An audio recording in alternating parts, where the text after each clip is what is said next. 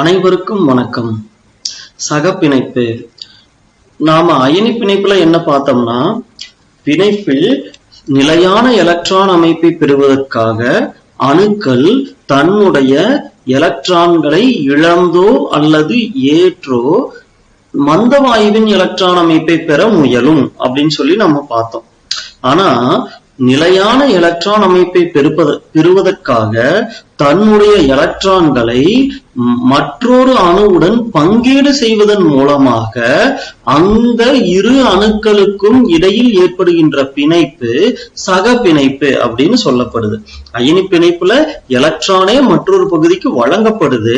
சக பிணைப்புல எலக்ட்ரான் ஆனது தன்னுடைய எலக்ட்ரான் அருகில் உள்ள அணுவின் எலக்ட்ரானோடு பங்கீடு செய்யப்படுது. தனக்கு அருகிலுள்ள அணுவினுடைய எலக்ட்ரான் ஆனது பங்கீடு செய்யப்படுகிறது.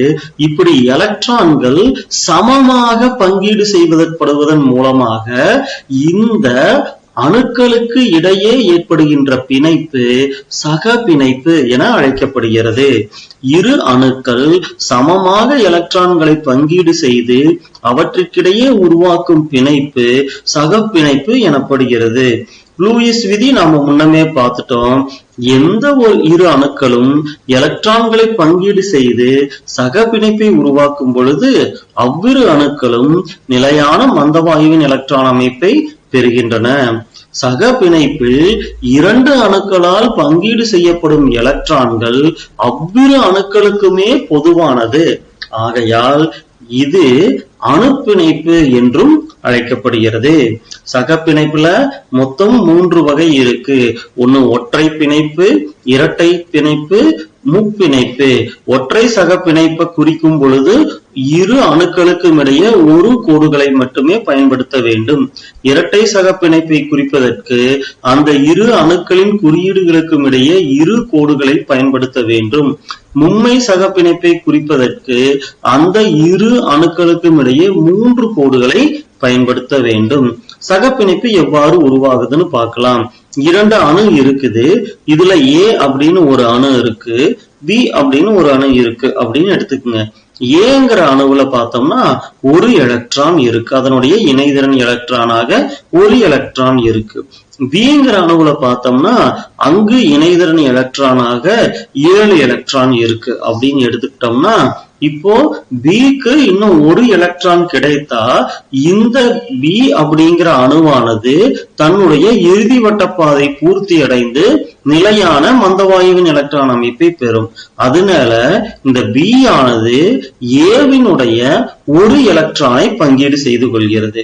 இந்த ஏவுல முதல் வட்டப்பாதையில இருக்குதுன்னு எடுத்துக்கோங்க. முதல் வட்ட பாதையில முழுவதும் நிரம்புவதற்கு 2 எலக்ட்ரான் போதுமானது. இங்க ஒரு எலக்ட்ரான் தான் இருக்கு.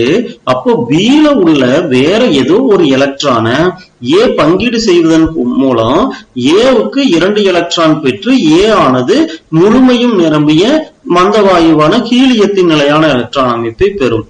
இப்போ இப்படி அணுக்கள் தன்னிடம் உள்ள எலக்ட்ரான்களை அருகில் உள்ள அணுவோடு பங்கீடு செய்வதன் மூலமாக நிலையான எலக்ட்ரான் அமைப்பை பெற்று மூலக்கூறுகளை உருவாக்குகிறது.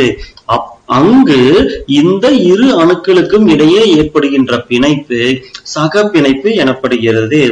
சக பிணைப்பில் ஈடுபடும் அணுக்கள் சமமான எலக்ட்ரான்களை பங்கீடு செய்து கொள்கின்றன அப்படின்னு சொல்லி அர்த்தம். ஹைட்ரஜன் மூலக்கூறு எப்படி உருவாகுது? ஹைட்ரஜன்ல பார்த்தோம்னா ஒரே ஒரு வட்டப்பாதை தான் இருக்கு. அந்த முதல் வட்டப்பாதையிலும் ஒரே ஒரு எலக்ட்ரான்கள் தான் இருக்கு. பொதுவா ஹைட்ரஜன் ஆனது தனித்த நிலையில இருக்கிறது இல்ல, வாயுக்கள்ல அது மூலக்கூறு நிலையில தான் இருக்கு. எப்படி இணைஞ்சிருக்கு? தனிச்ச நிலையில ஒரே ஒரு எலக்ட்ரான் தான் இருக்கு. இந்த ஒரு எலக்ட்ரானை பக்கத்துல இருக்கிற இன்னொரு ஹைட்ரஜன் அணுவோடு பங்கீடு செய்யுது. பங்கீடு செய்யும் போது என்ன ஆகுது? இது பக்கத்தில் உள்ள அணுவினுடைய எலக்ட்ரானையும் பங்கீடு செய்து தன்னுடைய எலக்ட்ரானையும் வைத்து இதற்கு 2 எலக்ட்ரான் ஆகிறது. அதே போல அருகில் உள்ள ஹைட்ரஜன் அணுவுக்கும் தன்னுடைய எலக்ட்ரானை பங்கீடு செய்ய கொடுத்து அதனுடைய இறுதி வட்ட பாதையிலும் 2 எலக்ட்ரான்களை கொடுத்து விடுகிறது. இப்போ பார்த்தோம்னா இது மந்தவாயுவினான ஹீலியத்தின் எலக்ட்ரான் அமைப்பை பெற்று ஹைட்ரஜன் மூலக்கூறினை உருவாக்குகிறது. இப்படி பங்கீடு செய்வதன் மூலமாக உருவாகின்ற பிணைப்பு சக பிணைப்பு என அழைக்கப்படுது.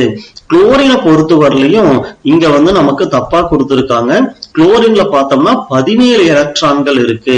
அதனுடைய முதல் வட்ட பாதையில 2, அடுத்த வட்ட பாதையில 8, அதற்கடுத்த வட்ட பாதையில 7 அப்படின்னு சொல்லி மொத்தம் 17 எலக்ட்ரான்கள் இருக்கு. அதனால 2,5ங்கிறது தவறா இருக்கு. அப்போ இந்த குளோரின் ஆனது தன்னுடைய இறுதி வட்ட பாதை நிரம்புவதற்கு 1 எலக்ட்ரான் தேவைப்படுது.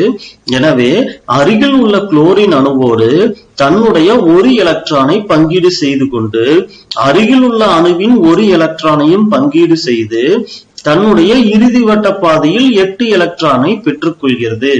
இப்படி நிரம்பிய மந்தவாயுவின் எலக்ட்ரான் அமைப்பை பெறும் பொழுது இங்கு குளோரின் மூலக்கூறு உருவாகுது. இந்த இரண்டுக்கும் இடையே உருவாகின்ற பிணைப்பு சக பிணைப்பு. ஏன்னா எலக்ட்ரான்களானது சமமாக பங்கீடு செய்யப்படுது. அடுத்து பாருங்க, ஒரே ஒரு எலக்ட்ரான் பங்கீடு செய்யப்பட்டதுனால இது ஒற்றை சக பிணைப்பு அப்படின்னு சொல்லப்படுது. இப்போ மீத்தேன் மூலக்கூறு எப்படி உருவாகுதுன்னு பார்க்கலாம். மீத்தேன்ல கார்பன் ஹைட்ரஜன் அப்படின்னு சொல்லி 2 அணுக்கள் இருக்கு. கார்பனினுடைய இறுதி வட்ட பாதையில பார்த்தோம்னா 4 எலக்ட்ரான்கள் இருக்கு. இந்த இறுதி வட்ட பாதை முழுமையா நிரம்பி நியானின் எலக்ட்ரான் அமைப்பை பெறுவதற்கு இன்னும் 4 எலக்ட்ரான்கள் தேவைப்படுது. ஹைட்ரஜன்ல பார்த்தோம்னா இறுதி வட்ட பாதையில 1 எலக்ட்ரான் இருக்கு. இது முழுமையா நிரம்புவதற்கு இன்னும் 1 எலக்ட்ரான் தேவைப்படுது. அதனால கார்பன்ல இருக்கிற 4 எலக்ட்ரானும் ஒரு ஹைட்ரஜன் அணுவோட பங்கீடு செய்யுது. அப்போ 4 எலக்ட்ரானும் 4 ஹைட்ரஜன் அணுவோடு தனித்தனியாக பங்கீடு செய்து 4 ஒற்றை பிணைப்புகளை ஏற்படுத்துது. பங்கீடு செய்வதன் மூலமாக 4 ஒற்றை சக பிணைப்புகளை ஏற்படுத்துது அப்படின்னு சொல்லி அர்த்தம். அப்போ இந்த ஹைட்ரஜன் இங்க இருக்கிற கார்பனின் 1 எலக்ட்ரானை பங்கீடு செய்து இறுதி வட்டப்பாதை ஹீலியத்தின் வட்டப்பாதைக்கு அடையுது. அப்போ இதனுடைய இறுதி வட்டப்பாதை நிரம்பிருச்சுன்னு அர்த்தம். இப்படி ஒவ்வொரு ஹைட்ரஜனும் ஒவ்வொரு எலக்ட்ரானோடு பங்கீடு செய்து கொள்கிறது. அதன் மூலம் 4 ஒற்றை பிணைப்பு சக பிணைப்பு இங்க உருவாகுது. 2 அணுக்களும் தன்னுடைய இறுதி வட்ட பாதையை முழுமையா நிரப்பிக் கொள்கிறது அப்படின்னு சொல்லி அர்த்தம். இவ்வாறு இணையும் பொழுது நமக்கு மீத்தேன் மூலக்கூறு உருவாகுது. மீத்தேன் மூலக்கூறுல 1 கார்பன் அணுவும் 4 ஹைட்ரஜன் அணுவும் இருக்கு. ஆக்சிஜன் மூலக்கூறு எப்படி உருவாகுது? ஆக்சிஜனினுடைய இறுதி வட்ட பாதையில பார்த்தோம்னா 6 எலக்ட்ரான்கள் இருக்கு. இந்த ஆக்சிஜன் அணு தன்னுடைய இறுதி வட்ட பாதை நிரம்புவதற்கு இன்னும் 2 எலக்ட்ரான் தேவைப்படுது. இந்த ஆக்சிஜன் அணு பக்கத்தில் இருக்கிற மற்றொரு ஆக்சிஜன் அணுவுக்கு தன்னுடைய 2 எலக்ட்ரானை பங்கீடு செய்து கொடுக்குது. அதே மாதிரி பக்கத்தில் உள்ள அந்த ஆக்சிஜன் அணுவிடம் இருந்து 2 எலக்ட்ரானை தானும் பங்கீடு செய்து கொள்கிறது. இப்படி தன்னுடைய எலக்ட்ரானை பங்கீடு செய்ய கொடுத்து தானும் அதே அளவு எலக்ட்ரானை பங்கீடு செய்து கொள்வதன் காரணமா இங்கு சக பிணைப்பு உருவாகுது. எவ்வளவு எலக்ட்ரான்களை சமமா பங்கீடு செய்து கொள்ளுது? 2 எலக்ட்ரான்களை பங்கீடு செய்து கொள்றதுனால இங்க இரட்டை சக பிணைப்பானது உருவாகுது. இப்படி ஆக்சிஜன்ல இரட்டை சக பிணைப்பு ஏற்பட்டு ஆக்சிஜன் மூலக்கூறு உருவாகுது. நைட்ரஜன் மூலக்கூறு உருவாதல். 2 நைட்ரஜன் அணுக்கள் இணைந்து நைட்ரஜன் மூலக்கூறு உருவாகுது. நைட்ரஜனுடைய இறுதி வட்ட பாதையில பார்த்தோம்னா 5 எலக்ட்ரான்கள் இருக்கு. அது முழுமையாக நிரம்பி நம் மந்தவாயுவினுடைய எலக்ட்ரான் அமைப்பை பெறுவதற்கு ஞானினுடைய எலக்ட்ரான் அமைப்பை பெறுவதற்கு இன்னமும் 3 எலக்ட்ரான்கள் தேவைப்படுது. அப்போ இது அருகில் உள்ள மற்றொரு அணுவினோடு மற்றொரு நைட்ரஜன் அணுவினோடு தன்னுடைய 3 எலக்ட்ரான்களை பங்கீடு செய்து கொண்டும் அந்த அணுவினுடைய 3 எலக்ட்ரான்களை தான் பங்கீடு செய்து கொண்டும் இது பிணைப்பில் ஈடுபட்டு தன்னுடைய இறுதி வட்ட பாதையை நிரப்பிக் கொள்கிறது. இங்க பாத்தீங்கன்னா ஆல்ரெடி இந்த நைட்ரஜன் அணுவிற்கு 5 எலக்ட்ரான்கள் இருக்கு. பக்கத்தில் இருக்கிற அணுவோடு 3 எலக்ட்ரான்களை பங்கீடு செஞ்சு இது தன்னுடைய இறுதி வட்ட பாதைக்கு 8 எலக்ட்ரான்களை சேர்த்து கொண்டது. அதே மாதிரி தன்னுடைய 3 எலக்ட்ரானை அருகில் உள்ள அணுவோடு பங்கீடு செய்து அதனுடைய இறுதி வட்ட பாதையையும் 8 எலக்ட்ரான்களை சேர்த்து கொண்டது. இப்ப பார்த்தோம்னா இவைகளினுடைய இறுதி வட்ட பாதை முழுமையாக நிரம்பி இங்கு ஒரு நைட்ரஜன் மூலக்கூறு உருவாயிருச்சு. எத்தனை எலக்ட்ரான்கள் பங்கீடு செய்யப்பட்டது? 3 எலக்ட்ரான்கள் பங்கீடு செய்யப்பட்டதுனால இங்கு உருவான பிணைப்பானது பங்கீடு செய்ததால் சக பிணைப்பும் 3 எலக்ட்ரான்கள் பங்கீடு செய்யப்பட்டதுனால 3 சக பிணைப்பும் முச்சக பிணைப்பு அங்க உருவாயிருக்கு. சகப்பிணைப்பு சேர்மங்களின் பண்புகள். ஒரு சேர்மத்தினுடைய பண்பானது அந்த பிணைப்பை பொறுத்து இருக்கு அப்படின்னு சொல்லி முன்னமே நாம படிச்சிருக்கோம். அப்போ இந்த சகப்பிணைப்பு சேர்மங்களினுடைய இயற்பியல் நிலைமை எப்படி இருக்கு? சகப்பிணைப்பு சேர்மங்கள்ல பிணைப்பு வலிமையாக இருக்கா வலிமை குறைந்து இருக்கா அப்படிங்கறத பொறுத்து சகப்பிணைப்பு சேர்மங்களானது வாயு நிலையிலோ நீர்ம நிலையிலோ மென்மையான திண்மங்களாகவோ இருக்கலாம். ஆக்சிஜன் வாயு நிலையில உள்ள ஒரு சகப்பிணைப்பு சேர்மம், நீரானது நீர்ம நிலையில் உள்ள சகப்பிணைப்பு சேர்மம், வைரமானது திண்ம நிலையில் உள்ள சகப்பிணைப்பு சேர்மம். மின் கடத்துத்திறனை பொறுத்த வரலையும் சகப்பிணைப்பு சேர்மங்கள்ல அயனிகள் இல்ல, அதனால மின்சாரத்தை அது கடத்தாது. உருகு நிலையை பொறுத்த வரலையும் அயனி சேர்மங்களை விட குறைவான உருகு நிலை தான் பெற்றுள்ளது. ஆனா வைரம், சிலிக்கான் கார்பைடு போன்ற சில சகப்பிணைப்பு சேர்மங்களானது இதுக்கு விதிவிலக்காக இருக்கும். கரைதிறனை பொறுத்த வரலையும் இந்த சகப்பிணைப்பு சேர்மங்கள் பென்சீன், கார்பன் டெட்ராகுளோரைடு போன்ற முனைவற்ற கரைப்பான்களில் எளிதில் கரையும். நீர் போன்ற முனைவுள்ள கரைப்பான்களில் இது கரையிறது இல்லை. கடினத்தன்மையையும் நொறுங்கும் தன்மையையும் பொறுத்த வரலையும் கடினத்தன்மை அற்றது, நொறுங்கும் தன்மையும் அற்றது. இது மென்மையான திண்மங்களாக உள்ளது.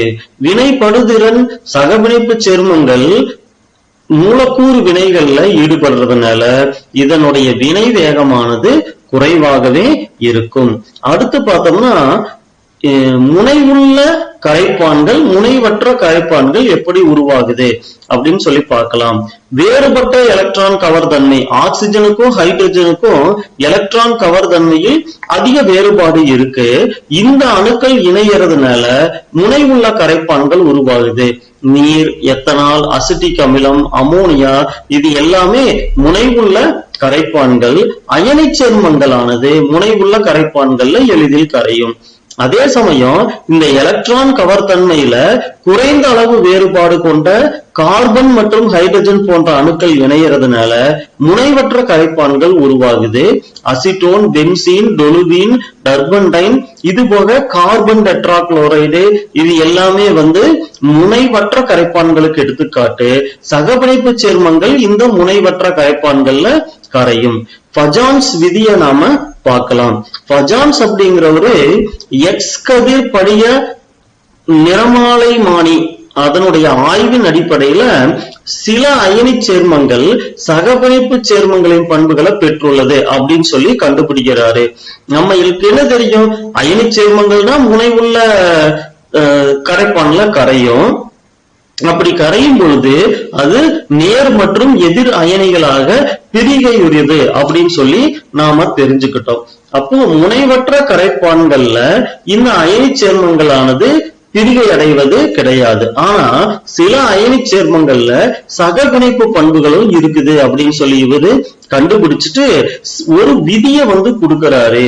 அதாவது நேர்மின் அயனியும் மின் சுமை, நேர் மற்றும் எதிர்மின் அயனிகளினுடைய உருவ அளவு இதைய வச்சு இவரு ஒரு சகப்பிணைப்பு சேர்மமா இல்ல அயனி சேர்மமா அப்படின்னு நாம தெரிஞ்சுக்கிறதுக்காக ஒரு விதியை கொடுக்கிறாரு. ஃபர்ஸ்ட், நேர்மின் அயனியின் உருவ அளவு சிறியதாகவும் எதிர்மின் அயனியினுடைய உருவ அளவு பெரியதாகவும் இருந்தா அந்த பிணைப்பு சகப்பிணைப்பு தன்மையாக இருக்கும். அந்த சேர்மம் சகப்பிணைப்பு சேர்மம். நேர்மின் அயனியின் மின் சுமை அதிகரிக்க அதிகரிக்க சகப்பிணைப்பு தன்மையானது அதிகரிச்சுக்கிட்டே இருக்கும் அப்படிங்கிற விதியை அவரு கொடுக்கிறாரு. இத உங்களுக்கு ஒரு அட்டவணைப்படுத்தி இருக்காங்க. குறைந்த நேர்மின் சுமை கொண்டது அயனித்தன்மை, அதே சமயம் அதிக நேர்மின் சுமை கொண்டிருந்தா அங்க சகப்பிணைப்பு தன்மை இருக்கும். நேர்மின் அயனியின் உருவ அளவு பெரியதாகவும் எதிர்மின் அயனியின் உருவ அளவு சிறியதாகவும் இருந்தா அது அயனித்தன்மை கொண்டது. நேர்மின் அயனியின் உருவளவு சிறியதாகவும் எதிர்மின் அயனியின் உருவளவு பெரியதாகவும் இருந்தா அது சகப்பிணைப்பு தன்மை கொண்டது. உதாரணத்துக்கு சோடியம் குளோரைடு அப்படிங்கிற நாம ஒரு சேர்மத்தை கருதலாம். இந்த சோடியத்தின் மின் சுமை +1. அப்போ நேர்மின் சுமையானது குறைந்த அளவுல இருக்கு.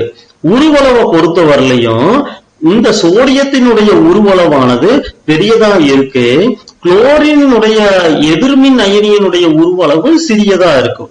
சோடியத்தை காட்டிலும் குளோரினுடைய உருவளவு சிறியது. இப்படி இருக்கும்போது எதிர்மின் அயனியின் உருவளவு சிறியது, நேர்மின் அயனியின் உருவளவு பெரியது. குறைந்த மின் சுமை தான், நேர்மின் சுமையானது குறைந்த அளவில் இருக்கிறதுனால இந்த சோடியம் குளோரைடு ஆனது அயனி பிணைப்பை பெற்றுள்ளது. அதே சமயம் அலுமினியம் ட்ரை அயோடைடு அப்படிங்கிற ஒரு சேர்மத்தை எடுத்துக்கிட்டோம்னா இங்க அலுமினியத்தினுடைய மின்சுமை +3, இது அதிகம். அதே சமயம் அலுமினியத்தினுடைய உருவமானது இந்த அயோடினுடைய உருவத்தை காட்டிலும் சிறியது. அலுமினியம் நேர்மின் அயனி, அதனுடைய உருவளவானது அயோடினை காட்டிலும் சிறியது. அயோடைடு அயனியினுடைய உருவளவானது பெரியது. அப்போ எதிர்மின் அயனியின் உருவளவு பெரியது, நேர்மின் அயனியின் உருவளவு சிறியது. அதே சமயம் நேர்மின் சுமையும் +3 அப்படிங்கிற அதிக நேர்மின் சுமை கொண்டதா இருக்கிறதுனால இந்த அலுமினியம் ட்ரை அயோடைடு ஆனது நமக்கு ஒரு சகப்பிணைப்பு சேர்மமாக இருக்கும்.